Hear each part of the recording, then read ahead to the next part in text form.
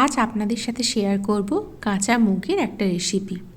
এই কাঁচা মুগ যার মধ্যে রয়েছে প্রচুর পরিমাণে প্রোটিন আর ফাইবার যা আমাদের হজম শক্তিকে বাড়ায় আর আমাদের রক্তে শর্করার মাত্রাকে বজায় রাখে।